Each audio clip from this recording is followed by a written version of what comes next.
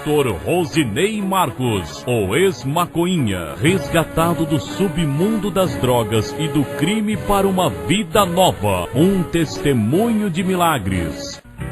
Eu quero saudar a todos com a paz do Senhor e quero ler neste momento o versículo bíblico que se encontra aos Romanos, capítulo 8, versículo 1, que nos diz assim: portanto agora nenhuma condenação há para os que estão em Cristo Jesus, que não anda segundo a carne, mas segundo o Espírito.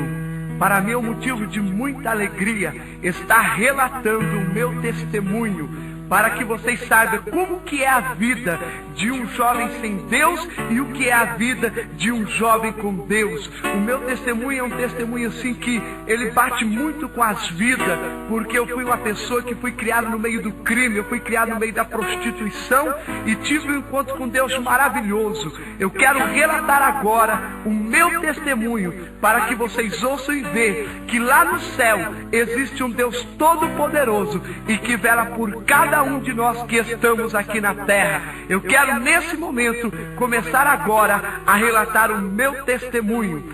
Pela idade de 8 anos de idade, na cidade do Paraná, Londrina, eu saí com meu pai e mais 3 irmãos, saindo de lá e vindo para São Paulo.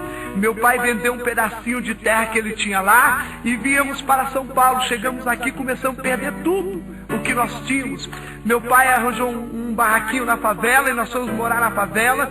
E ali meu pai começou a perder tudo. Meu pai já não tinha nem mais alimentação para comer dentro de casa. E de repente meu pai chegou na firma conversando com seus amigos. Ali na firma Rodrigues Lima, é uma firma de construtora.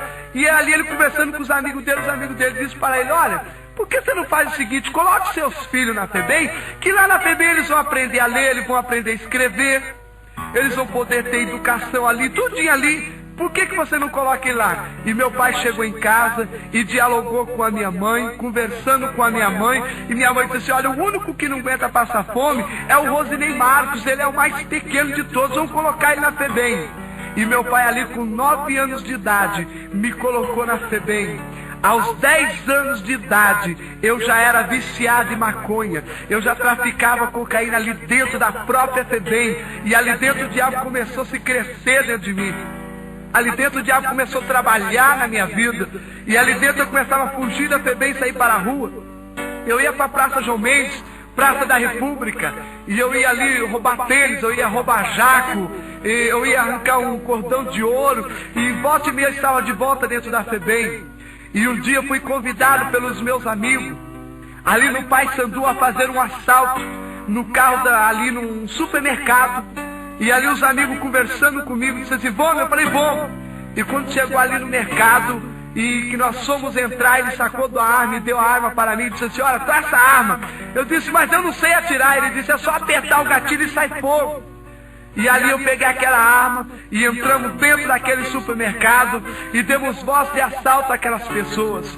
E ali eu estava segurando as moças do caixa, um estava segurando o gerente, outro segurança e outro passando no meio dos caixas pegando dinheiro. E todo mundo assustado dentro daquele supermercado. E uma das moças olhando para mim, tremendo muito, se assustada. E ali ela se mexeu e eu, muito apavorado por não saber mexer numa arma, acabei disparando um tiro sobre o peito daquela moça. E aquela moça veio a cair no chão toda ensanguentada e gritando: ai, ai, eu estou baleada. E os meus amigos disseram: caiu a casa, sujou. E eles saíram correndo e eu fiquei ali. E ali a população querendo me linchar, querendo chegar perto de mim, vou linchar ele, mas ninguém chegava perto de mim, devido ao 38 que eu estava na mão, devido à arma que eu portava na mão. E ali a Tática Comando chegou com 4 militares, e ali me deu voz de prisão, eu soltei a arma no chão. E eles me levaram preso. E chegaram ali, eles começaram a discutir comigo, pedindo nome. Eu quero nome, eu quero vulgo, vai, entrega a bronca, você já caiu mesmo. E ali foram me batendo. E eu ali dentro da FEBEM, ali dentro da delegacia, comecei a chorar, senti tanta angústia ali dentro. E eu cheguei na FEBEM, já fui levado para outro pavilhão. Já não era mais um pavilhão que era do menor, que não tinha pai e mãe. Era de um pavilhão mais acima, de uma alta periculosidade. Eu havia sido preso por tentativa de homicídio e com arma na mão. E ali me levaram para a FEBEM. E ali dentro eu fiz uma coisa que até hoje me arrependo. Eu comecei a falar comigo mesmo: ah, meu pai não me quis, minha mãe não me quis, ninguém mais me quer, e eu aqui estou dentro da cadeia. E ali eu fiz um pacto com o diabo. Ali eu ofereci minha vida ao diabo e disse: olha, de hoje em diante eu vou te servir. Depois que eu falei esta palavra, depois de 15 minutos ali dentro da FEBEM, chegou um grupo de amigos ali, que eu conhecia na rua, e disse para mim assim: Rosinei Marcos, de hoje em diante você não se chama mais Rosinei Marcos, de hoje em diante o teu vulgo vai ser Maconhinha. E me colocaram o vulgo de Maconhinha. E ali dentro da FEBEM, eu aprendi a ser um marginal. Ali dentro da FEBEM, eu me formei a um marginal. Ali dentro da FEBEM eu aprendi a falsificar identidade. Ali na FEBEM eu aprendi a falsificar a assinatura de cheque, a fazer carteira de trabalho fria. E tudo quanto é isso, eu estudei durante 6 meses a malandragem para me sair de lá de dentro um bandido formado. Quando saí dali de dentro numa fuga, eu saí e fui para a Vila Nova Cachoeirinha. E na Vila Nova Cachoeirinha eu montei um grupo só de moças para fazer assaltos. E ali eu pegava aquelas moças, eu dava um banho de loja nela, eu mandava ela cortar cabelo, eu comprava roupas boas. Eu tinha uma gráfica que só falsificava carteira de trabalho. Nós colocávamos uma carteira de trabalho e nós multiplicávamos várias carteiras de trabalho na gráfica. E arranjava para ela emprego no Morumbi, Bonfioli, Santander, só na casa de gente rica. E ali ela entrava para trabalhar, e ali ela ganhava a confiança da patroa e fazia amizade com a patroa, e de repente a patroa começava a confiar nela. A patroa ia viajar e deixava a casa na responsabilidade dela. E quando deixava a casa na responsabilidade dela, ela me telefonava e dizia: Maconhinha, olha, já está tudo certo, a patroa viajou, você pode vir. E nós entrávamos e levávamos tudo. Nós pegávamos joias dentro de geladeira, nós encontrávamos dólar debaixo de congeladores. É uma coisa terrível. Ela tinha que trabalhar ali dentro só para descobrir os pontos-chave da casa. E nós entrávamos e levávamos tudo. Nas cortinas, nas barras das cortinas, nós encontrávamos pedaços de ouro, nós encontrávamos barras de ouro, nós limpávamos tudo. Quando nós aplicávamos o golpe no Morumbi, a gente saía do Morumbi e ia para o Bonfioli. Quando a gente saía do Bonfioli, nós íamos para Santander, para que nunca a polícia descobrisse o que nós estávamos fazendo. Comecei a trabalhar com moços e arranjar emprego para eles em construções civis. E quando o engenheiro vinha fazer o pagamento, ele descobriu o horário e a hora, e entrávamos ali dentro e pegávamos tudo o dinheiro do engenheiro.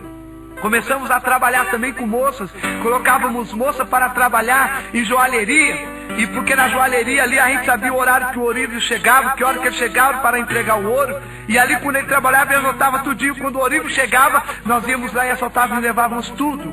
Eu não cheguei a assaltar banco, porque para assaltar banco, teria que ter mais de 10 pessoas para dar dica para nós dentro do banco. Então eu não me arriscava a fazer assalto de banco. E nesse momento o diabo me colocou numa posição muito alta. O diabo começou a me dar dinheiro, começou a me dar carro, começou a me dar tudo. E ali eu comecei a sentir falta do meu pai e da minha mãe. E ali eu fui preso. Eu fui fazer um assalto, bater carteira dentro de ônibus. Eu digo para os irmãos que eu tinha uma mão diabólica. Graças a Deus não tenho mais. E ali eu fui fazer um assalto. E não tinha nada para a gente fazer naquele dia. Eu disse: vamos bater carteira. A gente vai pegar o ônibus da CMTC aí, vamos entrar e vamos bater carteira. E nós entramos dentro do ônibus, eu mais um amigo. E ali tinha uma senhora para ser assaltada. Eu olhei para aquela senhora e comecei a virar: não vou assaltar ela não. Eu olhei para o tiozinho, tinha um senhor de idade, eu vou assaltar o tiozinho. Mas eu olhei que ele era muito forte. Eu estava sem um cobertor é sem uma arma. E eu falei assim: eu vou pegar, não vou assaltar ele não, eu vou pegar a tia mesmo. E coloquei uma gilete nas minhas mãos e bati na bolsa dela e abri a bolsa dela.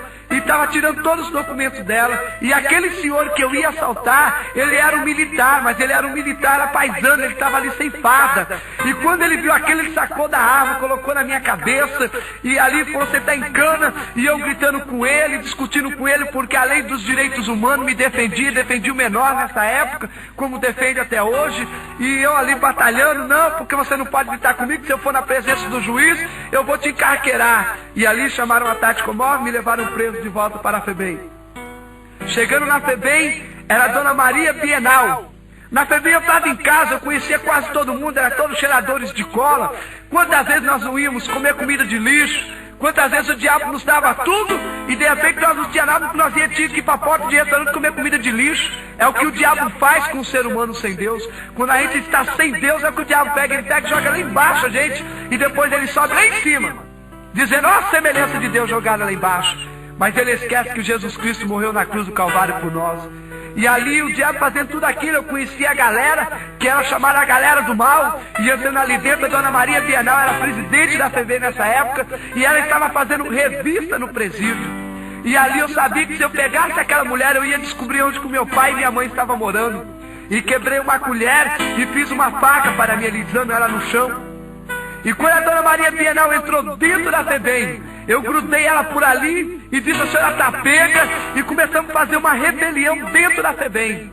E eu disse, Dona Maria Bienal, eu quero saber aonde que meu pai e minha mãe estão morando agora. E levou ela para a secretaria. Chegando na secretaria, ali todo mundo assustado, eu segurando ela como um refém, e os meus amigos já tudo ali, e nós tínhamos ali moleques de 12 a 13 anos que são chamados pilotos de ladrão, que são moleques de 12 a 13 anos que são instruídos a fazer qualquer tipo de pilotagem. São meninos que são instruídos a sair de primeira, de segunda, da cavalo de pau. São moleques que nós treinamos para ser chamados pilotos de ladrão.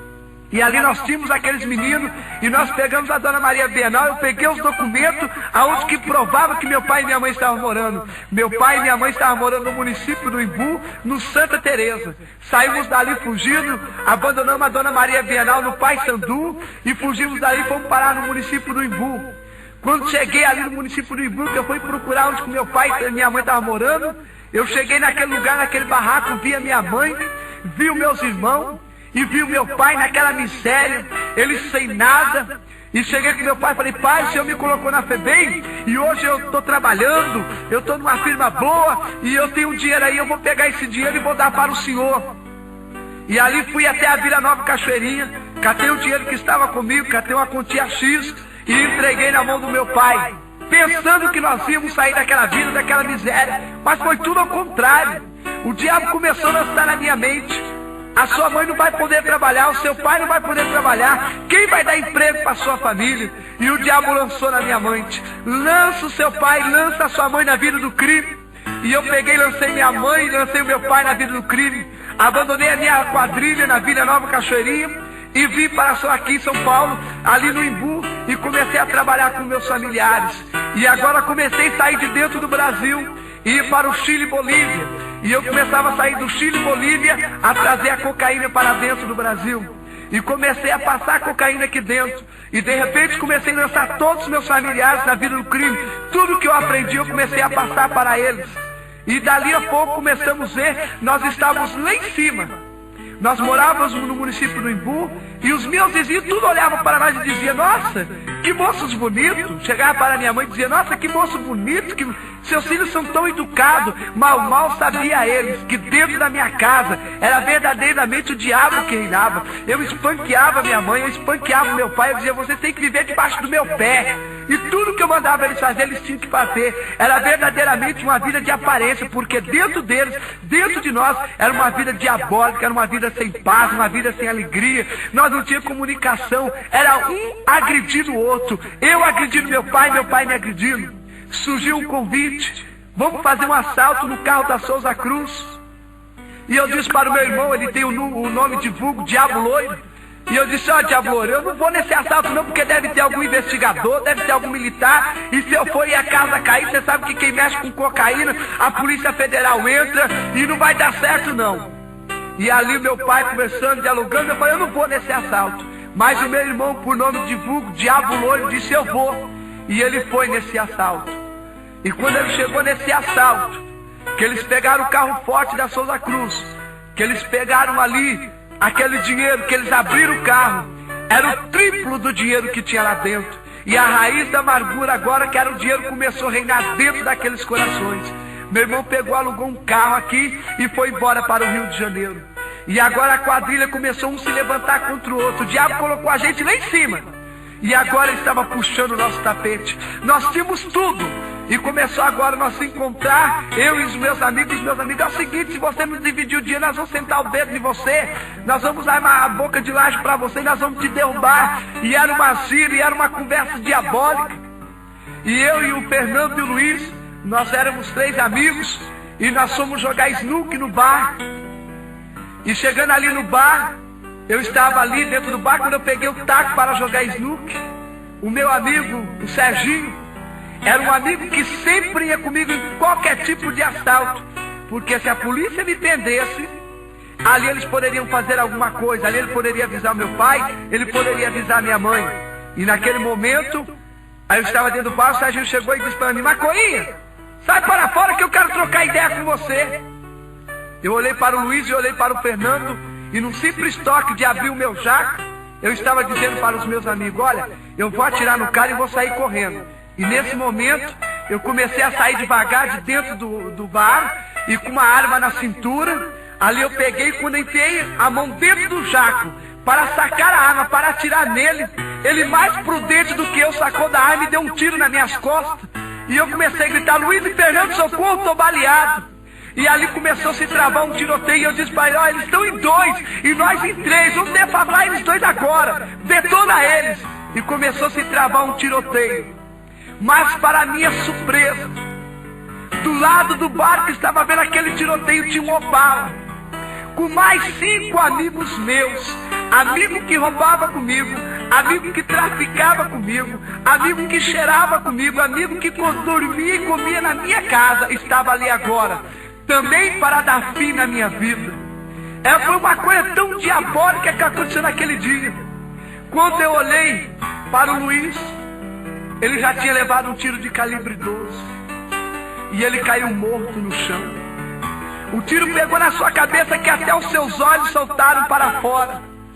O Fernando já tinha levado mais de 6 tiros, já estava com o corpo perfurado de bala e caído no chão em angústia. E ele gemia, e o único jeito era eu pular o muro e fugir dali. E quando eu pulei o muro, que eu entrei dentro de uma casa, que eu bati no trinco da porta para fugir, ali aquela porta estava trancada, eu já não tinha mais força, estava todo fraco. Aqueles meus amigos começaram a me cercar. E ali o Serginho chegando perto de mim. Ele foi chegando cada vez mais perto de mim e disse para mim: Macoinha, até aqui você reinou, de agora em diante você não reina mais. Segundo os médicos, foram disparados 25 tiros sobre o meu corpo.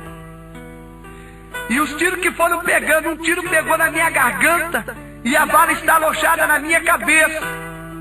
Ali naquele momento algo sobrenatural começou a acontecer com a minha vida. Quando o meu corpo caiu no chão, o meu espírito saiu de dentro de mim e começou a descer a um lugar de escuridão. Naquele momento que o meu espírito saiu de dentro do meu corpo e que começou a descer a um lugar de escuridão, eu comecei a lembrar em tudo que tinha acontecido comigo e o que estava acontecendo. Mas naquele momento, ninguém poderia mais fazer nada por mim. E eu comecei a lembrar de Oxóssi, de Ogã, o que eu tinha sido dentro do terreiro de Umbanda. Aí comecei a lembrar dos guias, dos caboclos, mas ninguém poderia mais fazer nada por mim. E eu comecei a descer naquele lugar de escuridão, tremendo aquela agonia. E eu cheguei perto do Luiz e do Fernando. E ali naquela agonia, e naquele momento o meu pai correu para o hospital. Chegou no hospital, o médico disse: olha, o seu filho entrou em óbito e ele já está morto, e o corpo dele já foi levado para o Instituto Médico Legal, no Hospital das Clínicas. Meu pai saiu e correu para o Hospital das Clínicas. Chegou no Instituto Médico Legal, conversando com o médico legista e dialogando com o médico legista. O médico legista falou: o seu filho está aqui, eu vou mostrar o corpo do senhor para ele, mas o senhor não se assusta não. E entraram ali dentro e o médico pegou e mostrou meu corpo. Meu pai nem reconheceu como que estava o meu corpo, todo perfurado de bala. Meu pai chegou para o médico e disse: doutor, eu preciso fazer a autópsia do meu filho hoje ainda. E o médico legista disse para ele: nós não podemos fazer autópsia, porque se a gente for fazer autópsia nele agora, só depois de 24 horas. O seu filho entrou aqui assassinado, então ainda nem tiraram foto do corpo dele ainda, e nós precisamos fazer um monte de trajeto aqui de documentos, e nós não podemos mexer nele. Mas o dinheiro compra tudo, o dinheiro compra fama, o dinheiro compra carro, o dinheiro compra boa estabilidade. E meu pai sacou do dinheiro ali e deu para o médico ali legista e disse: olha, doutor, eu preciso fazer essa autópsia hoje, mexe nos documentos aí, conforme ele já tinha entrado 24 horas aqui. E o médico aceitou: bom, eu vou fazer isso mesmo. E fez tudo aquilo. Pegaram o meu corpo, colocaram na mesa do Instituto Médico Legal ali. O médico começou a pegar o bisturi e começou a abrir a minha barriga. E nesse momento que ele começou a abrir a minha barriga, eu lá embaixo naquele lugar de escuridão, meu espírito gemendo, eu escutei uma voz que dizia assim: eu tenho uma obra na vida deste varão. E naquele momento que eu escutei aquela voz, vinha descendo um ser celestial, um ser todo de branco. E naquele momento eu comecei a olhar para o Luiz e o Fernando. E o Luiz e o Fernando começaram a entrar para um lugar de escuridão, a qual eu não entrei. E naquele momento o anjo do Senhor chegou perto de mim e disse: varão, retorna para o teu corpo, mas não te preocupa de que maneira vai estar o teu corpo. Naquele momento que o meu espírito começou a voltar dentro do meu corpo, que começou a entrar dentro do meu corpo, ali eu comecei a sentir as dores do homem natural. Quando eu comecei a mexer a mão e comecei a abrir os olhos, os médicos já recalaram os olhos em cima de mim e disseram: calma aí, esse moço está morto, mas ele está vivo. E começaram a discutir. E na hora que eu abri os meus olhos, o médico legista estava com o meu estômago nas mãos. E ele assustado ali olhando para mim. O outro dizia: não, ele entrou aqui em óbito. O outro: não, ele poderia ter entrado em coma. E todo mundo começou a ficar assustado ali dentro do Instituto Médico Legal. E o meu estômago na mão, ele soltou. E ali aquele susto, todo mundo agitado. Mas Deus, quando tem um plano na vida de uma pessoa, Ele sabe trabalhar. E ali dentro tinha um crente, e tinha um senhor. E aquele senhor chegando perto de mim disse: moço, eu não sei para onde você vem e nem para onde você vai, mas eu quero te dizer uma coisa: você quer aceitar a Jesus? E eu disse: quero. E aceitei a Jesus.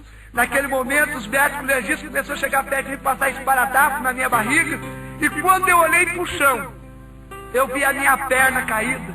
O médico legista chegou a chutar a minha perna para debaixo da máquina, para que eu não visse a minha perna. E ali começaram a passar esparadrapo e me levaram para o hospital ali encostado às clínicas e começaram a mexer em mim, mexe para lá, mexe para cá. Quando eu voltei daquele hospital, eu havia perdido as minhas duas pernas, perdido o meu estômago e a parte dos dentes meu superior, da parte de cima, eu perdi todos. Eu fui para o Hospital Einstein aqui no Morumbi, em São Paulo. O médico ali, tudo que ele pôde fazer, ele fez. E me colocaram um estômago artificial. E me colocaram esse estômago artificial e me colocaram numa cadeira de roda e disse para mim: olha, você nunca mais vai poder andar. Chegaram para o meu pai e disse para o meu pai: moço, o seu filho só tem 1 ano de vida. Ele tem a perna direita toda de ferro, ele tem a perna esquerda mecânica, o estômago dele é artificial. Qualquer hora dessa ele vai andar, vai cair e ele vai perder o estômago, vai entrar sangue no pulmão, ele pode morrer a qualquer momento. Ele não tem nem 1 ano de vida. O estômago que colocamos nele é um estômago para fazer estudo. Ele está como cobaia. E meu pai pegou eu ali naquele hospital, me levou para casa. Chegando em casa, a primeira coisa que ele fez foi comprar uma arma 38, um calibre 38, e me deu de presente. E eu peguei aquela arma e guardei, coloquei debaixo da minha cadeira de roda. Mas Deus, quando tem um plano na vida da pessoa, Ele não se esquece de jeito nenhum. E eu ainda viciado em cocaína, eu ainda viciado na maconha, Deus não havia esquecido de mim ainda. Uma irmã por nome de Edevalda conversou com a minha mãe e perguntou para a minha mãe se ela podia me visitar. E ela foi me visitar naquele dia. E aquela irmã Edevalda, ela chegou a conversar comigo. E ela entrando dentro de casa, ela abriu a palavra do Senhor que saiu em Samuel, quando Ana conversava com o Senhor, que o Senhor é aquele que enriquece, o Senhor é aquele que empobrece, o Senhor é aquele que faz descer a sepultura, mas o Senhor é aquele que faz surgir da sepultura. E eu comecei a falar: isso aconteceu comigo. E de repente aquela mulher, tomada pelo poder do Espírito Santo de Deus, começou a contar toda a minha vida. E começou a contar tudo o que havia falado. E ela olhou para mim e disse: moço, os médicos te dão 1 ano de vida, mas o meu Deus só te dá 3 meses de vida. E ela começou a conversar comigo. E naquele momento ela perguntou para mim assim: você quer aceitar a Jesus? Naquele momento que ela fez a pergunta para mim, que eu queria aceitar Jesus, o diabo começou a entrar dentro da minha mente e a dizer para mim: pega esta arma e atira nela. Pega esta arma que está na sua cadeira de roda e atira nela. E naquele momento, o diabo trabalhando na minha vida, aquela mulher, ela pegou aquela Bíblia dela, que estava na mão dela, fitando os olhos em mim, e disse assim: moço, a tua arma não é mais poderosa do que a minha. E me mostrou a palavra do Senhor. Naquele momento eu caí no chão, em legiões e legiões de demônio.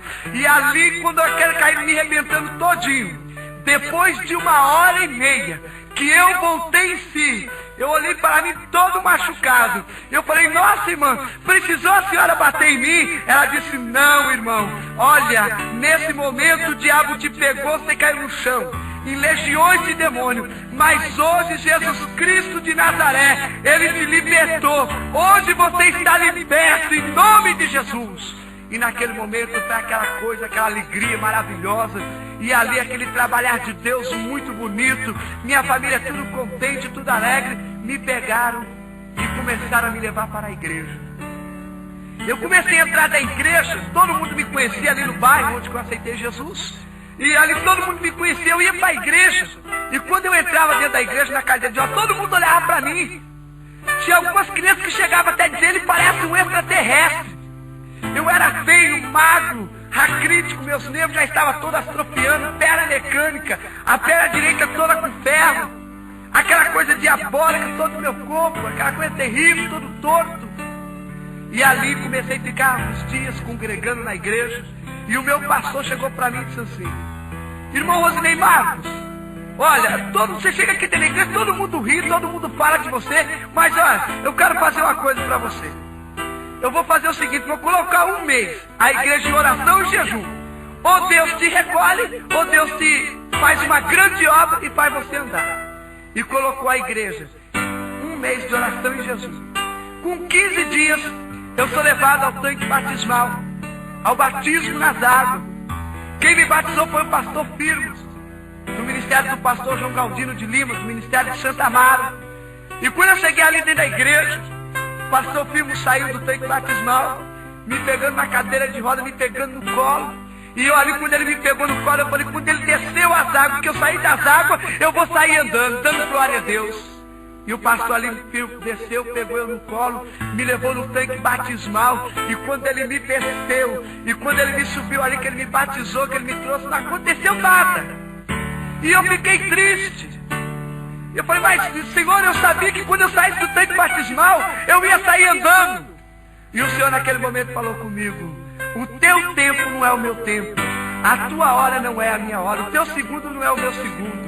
Aquietai-vos e sabei-vos que eu sou Deus. Aquietei naquele momento com aquela palavra que veio de consolo a mim. Cheguei dentro de casa, na cadeira de roda, triste, aflito. A irmã do círculo de oração chegou na minha casa: irmão Rosinei Marcos, dá para você ir no círculo de oração? Eu digo: vou. Se alguém vir me buscar, eu vou no círculo de oração. E a irmã chegou ali, junto com outro irmão, me pegaram e me levaram para a igreja, no círculo de oração. Naquele momento que eu chegava no círculo de oração, que colocaram a minha cadeira de roda dentro do círculo de oração, Deus tomou uma irmã em profecia, e ela começou a falar em língua estranha, e de repente Deus começou a usar aquela irmã, e aquela irmã me transmitia um recado e dizia para mim assim: varão, te trouxe hoje aqui, para que tu saiba que eu sou Deus. Vou eu te tirar desta cadeira de roda, vou eu fazer uma grande obra na tua vida, mas vou eu pedir para tu fazer algo para mim, e tu vai dizer assim: não vou fazer, mas querendo ou não, tu irás fazer. E cessou-se a profecia. Eu não sabia o que era profecia, eu não conhecia o que era profecia, mas naquele momento eu sentia Deus falando comigo. Naquele momento, colocaram mais para dentro a minha cadeira de roda, e ali aquele ciclo de oração, uma movimentação do Espírito Santo, a coisa mais linda, mais gloriosa. E de repente, igual lá na porta da Formosa: não tenho prata, não tenho ouro, mas o que tenho te dou, em nome de Jesus Cristo, levanta e anda. Levantou 2 irmãs cheias do Espírito Santo, e aquelas irmãs cheias do Espírito Santo, uma ficou do lado e uma ficou do outro, e uma profetizava: meu servo, levanta e anda. Eu dizia: eu não, se eu levantar daqui, o meu estômago vai estourar, minha perna mecânica vai cair, não. E ali a irmã profetizando, dizendo: meu servo, levanta e anda. Eu dizia: não vou levantar e vou andar não. Se eu levantar e andar eu caio. Não, eu vou cair. Eu não tenho as minhas pernas, meu estômago vai estourar. E naquele momento, aquela irmã saindo de lá, daquele banco dela, ela chegou perto de mim, olhando para mim, olho no meu olho. E ela dizia para mim assim: jovem, não sou eu que estou te mandando andar, mas é o Espírito Santo de Deus. Levanta e anda em nome de Jesus. Eu comecei a levantar naquela cadeira de roda. Aí eu comecei a andar. E eu comecei: glória a Deus, aleluia, glória a Deus, aleluia. E comecei a andar. E naquele momento eu recebi o batismo com o Espírito Santo. E comecei a falar em outras línguas. O ciclo de oração que ia acabar cedo, ele foi acabar logo mais depois de 4 horas da tarde. E a movimentação do Espírito Santo era grande. Eu andando, perna mecânica, nunca fiz fisioterapia para andar de perna mecânica. Eu nunca fiz fisioterapia para andar com a minha perna, que ela tem platina e tem ferro. E eu comecei a andar, o meu estômago, tudo que eu comia era comida batida no liquidificador. E ali aquele estômago eu comecei a sentir tudo normal. As forças, aquela coisa linda que começou a acontecer comigo. Acabou o culto, eu fui para minha casa. Quando eu cheguei na minha casa, andando, meu pai rindo, minha mãe rindo, todo mundo alegre, todo mundo contente, a coisa mais maravilhosa. 2 anos dentro da igreja, trabalhando para o Senhor, indo de um canto para o outro. Com 2 anos que eu estava dentro da igreja, eu estava cantando no grupo de mocidade. Deus usou uma irmã e disse: meu servo, é chegada a hora de tu se entregar à lei dos homens. Tu deve a lei dos homens, tu tem que se entregar. E eu comecei a dizer: eu não, eu fui criado dentro da FEBEM, eu fui criado ali, como que eu vou poder me entregar? Eu não vou me entregar de jeito nenhum. E não me entreguei. O Senhor usou o segundo vaso: meu servo, é necessário que tu se entregue à lei dos homens. Eu disse: não me entrego de jeito nenhum. Começou a falar a terceira vez e disse para mim: meu servo, é necessário que tu se entregue à lei dos homens. Eu disse: não. Corri até o meu pastor e conversei com o meu pastor: pastor, dá mais. Eu chego na igreja, todo mundo fica profetizando que eu tenho que me entregar à justiça dos homens. Eu não vou me entregar à justiça dos homens de jeito nenhum. E se Deus usar mais um vaso, eu vou acabar batendo o vaso. Irmão, eu não vou suportar mais. Se Deus usar mais um vaso, eu vou sentar a mão no vaso. Meu pastor disse para mim: não, se você fizer isso, eu vou te disciplinar, eu vou te excluir da igreja. Você não pode bater no vaso. Deixa Deus falar. E eu falei: não, Deus, não aceito mais. E fui pregar no culto de crianças. Era um culto de criança e eu fui convidado a pregar nesse culto. E quando foi me passada a oportunidade, que eu cheguei no púlpito, que eu saudei a igreja com a paz do Senhor, ali quando eu comecei a querer ministrar a palavra do Senhor, Deus usou uma criança de 6 para 7 anos de idade. E aquela criança começou a falar em língua estranha. E ela veio em direção ao altar, ao púlpito. E Deus começou a usar aquela irmã, aquela criancinha pequena. E aquela criança começou a pular, começou a glorificar o nome do Senhor. Deus tomou a boca dela em profecia e disse para mim: jovem, tu não disse que ia bater no 4º vaso? Bata neste vaso agora. Naquele momento eu comecei a abaixar a minha cabeça, a curvar e a chorar. E ela dizia: hoje se entrega a lei dos homens, ou tu vai descer à sepultura. Naquele momento, o meu pastor bateu nas minhas costas e disse: Rosinei Marcos, vamos para a delegacia. E eu não podia contar para o meu pai que eu estava indo para a delegacia, porque se meu pai tivesse disso, ia dar problema sério, problema grande, e ia dar muitos problemas. E eu não podia contar para o meu pai que eu estava indo para a delegacia. Mas ouvindo a voz de Deus, eu fui. E chegando na delegacia, conversando com o delegado ali, conversando, perguntou meu nome. Eu disse: meu nome é Rosinei Marcos. Ele perguntou o que havia feito, eu comecei a contar. Ele perguntou: você tinha algum vulgo? Eu falei: tinha. Qual era o seu vulgo? Meu vulgo era maconhinha. Eu tinha 2 vulgos, maconhinha e perninha. E ali ele começou: calma aí, mas o maconhinha morreu. Eu disse: olha, o maconhinha morreu, mas o Rosinei Marcos ressuscitou com Cristo. Na hora que eu disse aquela palavra, aquele delegado, ele ficou irado com aquela palavra, chamou 2 militares na cela, me algemaram e me levaram preso. E eu fui levado para a cadeia. Cheguei na cadeia, comecei a chorar. Deus usou uma irmã em profecia, disse assim para mim: meu servo, eu tenho um plano contigo dentro da cadeia somente de 1 ano. Eu quero você dentro da cadeia somente 1 ano. Eu fui levado para a Praça João Mendes. E ali, perante o fórum, perante um juiz e um júri popular, me condenaram a 3 anos e 8 meses de cadeia. E eu comecei a lutar, mas Senhor, tu disse 1 ano, e agora eu sou condenado a 3 anos e 8 meses, eu não aceito isso, não aceito de jeito nenhum. E comecei a não aceitar. E fui levado para a casa de detenção no Pavilhão 9, aqui em Santana. E quando eu entrei no Pavilhão 9, eu já não era mais o velho homem, eu era um novo homem. E ali os presos já começaram a me bater, a me espanquear, não poderia ser mais o velho homem. Quando eu ia assim, o Espírito Santo cantava: porventura é isso o velho homem ou o novo homem? E por eu pregar o evangelho ali dentro, aquele povo ficar virado comigo, e 2 militares ali, não suportando a minha presença, não suportando o que eu falava, eles pegaram, me algemaram e me levaram lá para baixo. Chegaram dentro de uma cela, me algemaram e perguntaram para mim: qual é o dedo que você mais atirava? Eu disse: eu atirava com os 2, eu tirava tanto com a mão direita como com a esquerda. E ali ele pegando um alicate, ele disse assim: olha, eu vou arrancar essas 2 unhas para você saber o que é dar um tiro numa pessoa.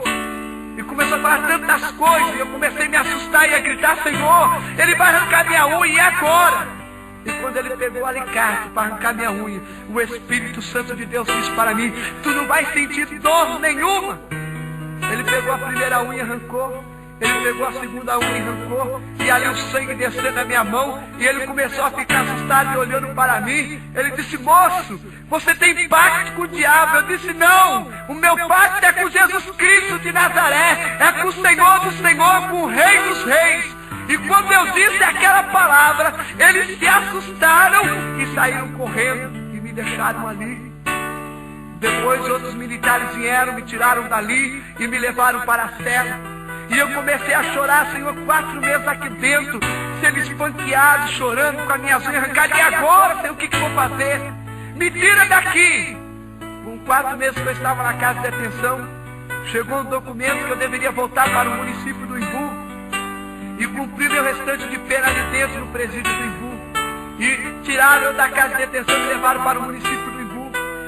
Ali com 4 meses que eu fui transferido, eu fui para o presídio do município do Imbu. Cheguei no município do Imbu, 4, 5, 6, 7, 8, 9, 10, 11 meses. Estou dentro do presídio do Imbu com 11 meses, cantando aquele hino. Era um pecador, andava sem Jesus, não tinha esperança nem divina luz. E cantando aquele hino ali, pregando, tinha pregado o evangelho, entrou 2 militares.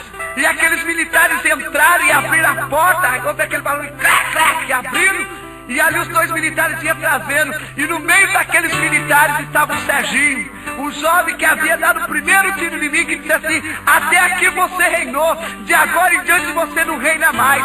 E quando ele entrou com os militares, o militar jogou ele dentro do presídio, que ele olhou para mim e disse assim: Macoinha, eu te matei. Eu falei: você matou o Macoinha, faz o Rosinei, a nova criatura com Jesus Cristo. E ali começou aquele pânico dentro do presídio. Eu tinha que dormir de dia para ficar a noite toda acordado, porque não sabia o que ia acontecer. E começou a aparecer os rumores ali dentro: vai haver uma rebelião, o Serginho está montando uma rebelião. E eu comecei: Senhor, e agora o que vai acontecer? E comecei a interceder. Mas quando o carcereiro entrou para dar alimentação para nós, para dar o café da manhã, o Serginho grudou sobre ele, um pegou militar, 2 armas que estavam ali, uma do carcereiro e outra do militar, e começou a se fazer uma grande rebelião dentro do presídio. E começou a anunciar lá de fora pelas áreas: está havendo uma grande rebelião no presídio do município do Imbu. E as irmãs do círculo de oração que me conhecia, elas começaram a lembrar de mim: olha, o irmão Rosinei Marques está preso lá dentro. E começaram a orar por mim, começaram a interceder por mim. Naquele momento começou a se trazer um tiroteio dentro do presídio. Chegou os comandantes, chegou os tenentes e disse: olha, entra e mata todo mundo que está aí dentro. E naquele momento eu coloquei a minha cara no chão e disse: Senhor, eu era rebelde, mas hoje não sou mais. E naquele momento o Senhor disse para mim: fica-te de pé e fala para o Serginho que eu amo ele. E quando eu ia ficando de pé para falar para o Serginho que eu amava ele, um tiro foi disparado e pegado perto da minha espinha, chegando a abalar a minha espinha. E eu caí no chão e disse: Senhor, por que isso? Senhor, já levei tantos tiros, por que mais um? E caí no chão chorando. E ali naquele momento o Senhor disse para mim: conheço eu o teu coração e sei que tu prega a minha palavra, mas dentro do teu coração há ódio por essa vida que está aqui dentro. Quantas vezes tu pregou a minha palavra, quantas vezes tu orou pelo enfermo, quantas vezes tu entregou mensagem, mas dentro do teu coração é ódio. E eu permiti isso para que verdadeiramente tu saiba que eu sou aquele que prova aquele que eu amo. E ali naquele momento eu disse: Senhor, e agora o que hei de fazer? Senhor, como que irei fazer? O Senhor falou para mim: levanta-te agora e fala para o Serginho que eu amo ele. Eu disse: Senhor, eu não tenho capacidade, eu estou sangrando, eu estou fraco, eu não tenho condição. Uma mão que eu nunca vi, mas que a senti pelo Espírito. Aquela mão entrou por debaixo de mim e me colocando em pé, frente a frente com o Serginho. E eu disse ali para ele: Serginho, Deus te ama e Ele tem um plano de salvação na sua vida. Naquele momento um tiro é disparado e o tiro pega na sua cabeça e o sangue começa a escorrer pelo seu rosto. E ele levanta a mão e ele diz para mim: Rosinei, eu aceito a Jesus Cristo como meu Salvador. Naquele momento eu levantei a minha mão e disse: Senhor, escreve o nome do Serginho no livro da vida. Nesse momento eu caí de um lado e ele caiu do outro. Eu fui acordar no Hospital Piratininga aqui em São Paulo. Quando eu acordei no Hospital Piratininga, ali estava o meu pastor perto de mim e ele disse: Rosinei, muitos ali foram baleados, inclusive você, mas o único que morreu foi o Serginho. Eu disse: pastor, dê glória a Deus, porque o Serginho partiu deste mundo salvo. E ali, de repente, passando alguns minutos, eu conversando com o meu pastor, chegava o delegado ali dentro. E eu sabia que eu tinha que retornar para a cadeia naquele momento. E começou a me dar angústia e tristeza. E o delegado chegou ali com os documentos e disse: você é o Rosinei Marcos? Eu digo: sim. Ele disse: moço, olha, aqui estão documentos nas tuas mãos. E eu disse: que documento é esse? Ele disse: é o teu alvará de soltura. Daqui você não volta mais para a cadeia, daqui você volta para a sua casa. Eu corri no calendário. Quando eu peguei o calendário, se cumpria 1 ano que o Senhor falou comigo. Porque diz a palavra do Senhor: Ele não é homem para que minta, nem filho do homem para que se arrependa. Porventura, diria ele, não faria, ou falaria e não confirmaria. E naquele momento, aquela profecia de 1 ano se cumpria na minha vida dentro da cadeia. E ali, quando eu ia saindo, ele chegou para mim e disse assim: olha, você vai sair, mas você toma cuidado. Toda a família do Serginho está pensando que foi você que matou ele dentro da cadeia. E quando você sair daqui, o pessoal vai te pegar. Vai por interior, some daqui de São Paulo por uns tempos. Eu disse: não, doutor, o mesmo Deus que me livrou dentro da cadeia, Ele vai me livrar lá fora também. E comecei a congregar. E eu estava congregando na igreja. Com 15 dias que eu já estava dentro da igreja, chegou uma irmã e disse para mim assim: você é o Rosinei Marcos? Você é o maconhinha que estava preso na cadeia do município do Imbu? Eu disse que sou. Ela disse: olha, eu vou te falar algo, mas você não se assusta. Eu disse: pode ser. Ela disse: olha, eu sou a mãe do Serginho, aquele rapaz que morreu dentro da cadeia. Eu levei um choque e disse: Senhor, me dê sabedoria para falar com essa mulher. E ali, ela contando aquele caso para mim, ela perguntou: Marcos, olha, eu estava na minha casa e eu, quando subi da rebelião, juntei um grupo de irmãs e fui orar. E quando nós estávamos orando, Deus usou uma irmã. E Deus usando aquela irmã disse para mim assim: minha serva, eu vou salvar o teu filho. Mas eu não acreditei na profecia, porque seria difícil alguém lá dentro da cadeia pregar o evangelho para o meu filho. E eu queria perguntar para você, irmão Rosinei, aconteceu alguma coisa com meu filho antes dele morrer? Eu disse: irmã, glorifica o nome do Senhor e crê, porque na partida dele foi eu que pedi para o Senhor escrever o nome dele no livro da vida. E ela me abraçando e conversando comigo, nós já não falávamos mais o português, nós começamos a ser renovados e a falarmos em língua estranha. Hoje, graças a Deus, sou um jovem liberto das grades. Cumpri o meu ano de pena, 3 anos e 8 meses. Eu paguei 1 ano à justiça e 2 anos e 8 meses eu tirei por liberdade. E eu fiquei todo mês indo na justiça e pagando Hoje, em 95, eu já não devo mais nada à justiça desse país. Hoje, graças a Deus, sou um jovem livre. E eu quero dizer para você que através desse testemunho, há um Deus do céu todo-poderoso, que Ele pega as coisas desprezíveis desse mundo e faz dele um representante do céu. Eu não sei de que maneira você se encontra, eu não sei o seu problema, mas eu quero te dizer uma coisa: ainda há vida, enquanto há vida há a solução, e a solução está em Jesus Cristo de Nazaré. Eu quero deixar um hino para a sua meditação, que vai ser tocado dentro de poucos instantes, que você vai ouvir. Mas eu quero te dizer uma coisa: hoje eu tenho as minhas duas pernas mecânicas, e hoje eu ando para a honra e a glória do nome do Senhor. Eu tenho meu estômago artificial, eu tenho a maioria dos meus dentes, são dentes implantados. Eu era a pessoa mais desprezível, e hoje eu sou representante do céu. Hoje eu sou um ministro da palavra do Senhor. Então eu te digo aonde você está: ainda há solução para o teu problema na face desta terra. E que o Senhor Jesus Cristo te abençoe, e que um dia a salvação possa chegar até a sua casa.